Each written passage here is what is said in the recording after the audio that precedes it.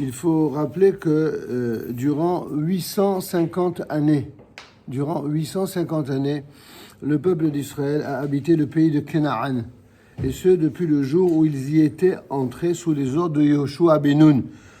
Plus de 20 générations s'y sont succédées jusqu'à l'époque de Nebuchadnezzar, roi de Babylone, qui a conquis le pays et qui emmena captifs les habitants en Mésopotamie. Sur ces 8 siècles et demi, 440 années se sont écoulées jusqu'à la construction du temple de Shlomo Ameler en 410 années jusqu'à sa destruction par les Chaldéens. L'Éternel avait promis à Abraham: tout le pays que tu aperçois, je te le donne à toi et à ta descendance à perpétuité, Adolam. Mais cette promesse était assortie d'une condition que l'on voit dans Sefer Vaikra: observez toutes mes lois et tous mes statuts, et soyez toujours zélés pour les exécuter, afin que ne vous rejette point ce pays où je vous mène pour vous y établir. La terre d'Israël, il faut la mériter toute sa vie, constamment. Et c'est exactement comme quelqu'un qui est marié. C'est toute sa vie qu'il doit mériter son épouse. C'est comme ça. Ça fait partie des règles voulues par Akadosh Baruch Hu. Craignez que cette terre ne vous vomisse si vous la souillez, comme elle a vomi le peuple qui l'habitait avant vous. Rachi fait remarquer à ce propos: on peut comparer cela à la fille, au fils du roi, à qui l'on fait manger une chose répugnante. Eh bien, cette chose-là ne se conserve pas dans ses intestins, ceux-ci la rejettent. Ainsi, le Saint béni soit-il ne garde pas ceux qui transgressent sa loi d'une manière frontale et surtout d'une manière qui manque de respect au maître du monde.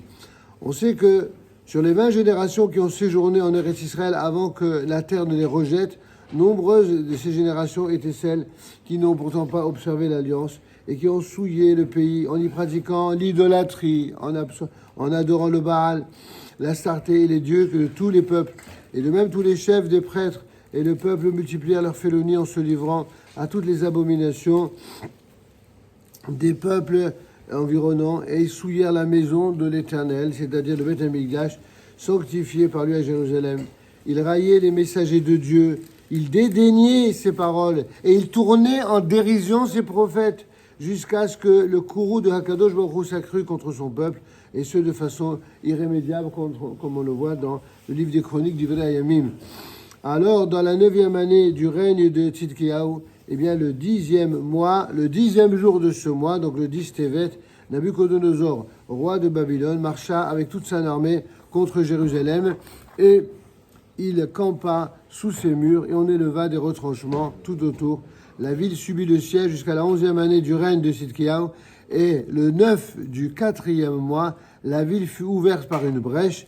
Le 10e jour du 5e mois, soit le 10 Tevet, Nebuzaradan, chef des gardes, entra dans Jérusalem. Il mit le feu au temple de l'Éternel, comme on le voit dans Jérémie 52.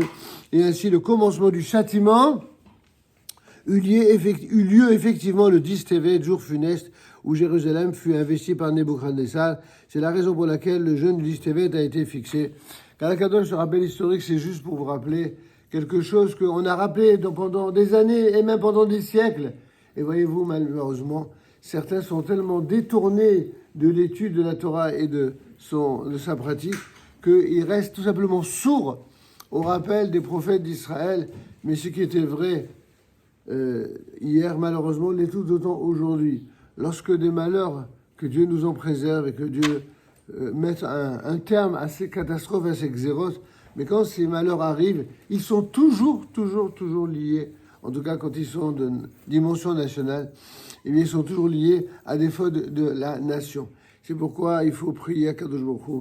Il faut bien sûr jeûner. Je vous rappelle que cette année, le jeûne, c'est vendredi. C'est le seul jeûne qui peut tomber un vendredi.